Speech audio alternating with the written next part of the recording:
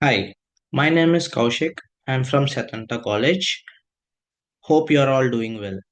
My presentation is on comparing effects of VBT and PBT on strength and power adaptations in athletes. This presentation explores the research proposal comparing VBT and PBT on athletic performance.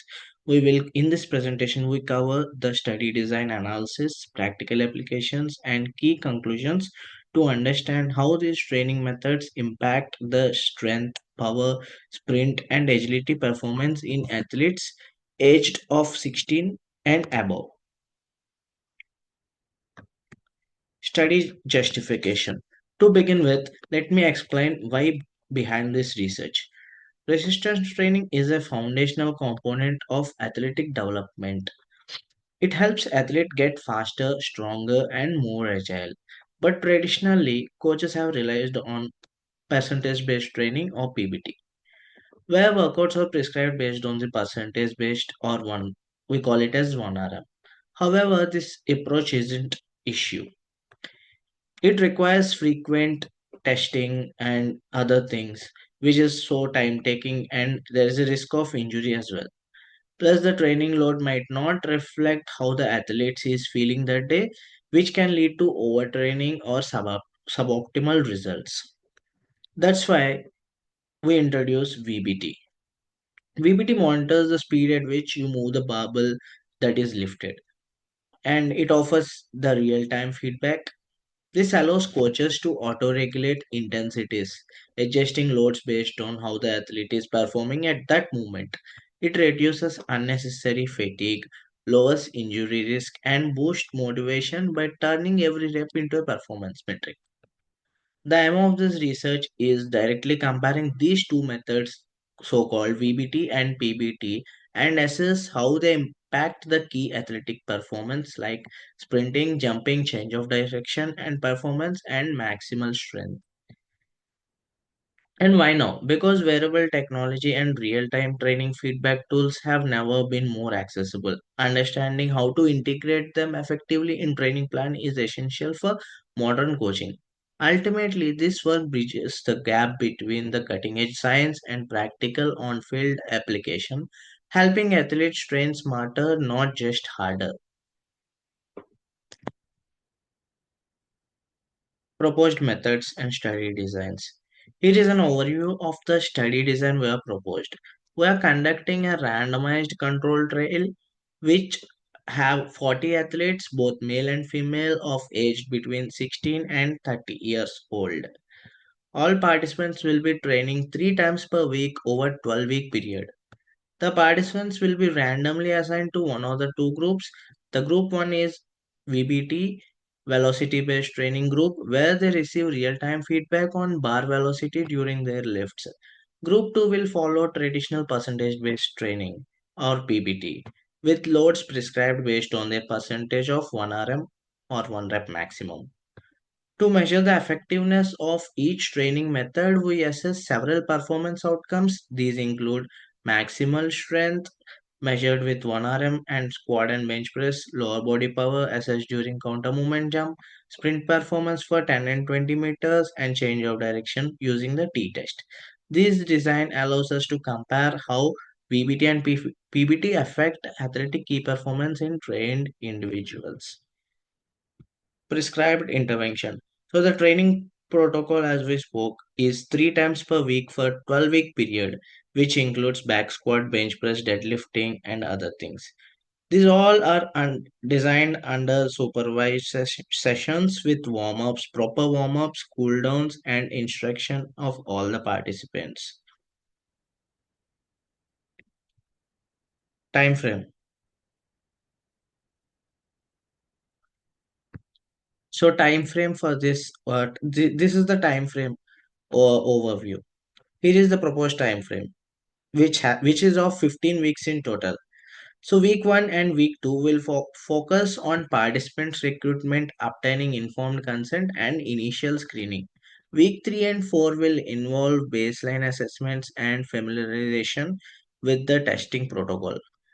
The core of this project runs from week 4 to week 12, where athletes will complete supervised training sessions 3 times per week, following each either a velocity based program or a percentage based program. Week 12 is dedicated to post testing, which is the same assessment to measure the improvements of the changes. Then week 13 and 14 will analyze the data and interpret the results using statistical tools. Finally, week 15 is compiling everything into a final report that summarizes the outcome and practical application from the further training. This structure ensures a systematic approach for recruiting and to reporting with enough time for both training and accurate analysis. Research and facility protections. For facilities, all training and testing will take place at a place called Transcend Sports Fitness Academy in Vishakhapatnam, which is located in India. This gym has well equipped with squat racks, Olympic bars, and bumper plates. It's provided ample open space with crucial field-based tests such as T-test 10 meters, 20 meters, and change of direction drills. In terms of equipment, the study will use several tools to ensure accurate and reliable data collection. For example, a LPT, linear position transducer such as GymAware or a push band, will be used by the VBT group to monitor the real-time barbell feedback. Timing aids like FreeLab will be used for sprint testing to capture precise time intervals. A force platform will be used to measure counter movement jump. If uh, platform is unavailable, will substitute with validated contact mat. Finally, to monitor the athlete fatigue and readiness, will administer RPE, which is called rate of perceived exertion forms, and validated wellness questionnaires throughout the training program. The participants will recruit 40 trained participants, both male and female, of age 16 and 30. Importantly, all participants must have a prior training resistance training experience, ensuring that they can safely perform exercises like squats, deadlifts, and bench presses. Each participant will compete in sign as informed consent form during the initial screening session to ensure daily clarity and ethical transparency. So, participant safety and ethical considerations. Now, moving on to care and protection, a vital component of our study design. First and foremost, the health and safety of all the participants is our top priority. Given that this study involves in max lifting, sprinting, and high interval training, we, we put strict precautionary measures in the place. All participants will be fully informed of what the study entails and how each part of this is conducted before they begin.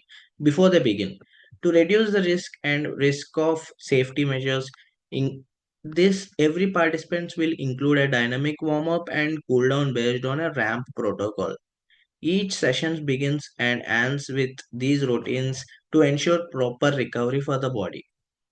Participants will also be instructed to safe lifting techniques and efficient movement mechanics to reduce the risk of injury.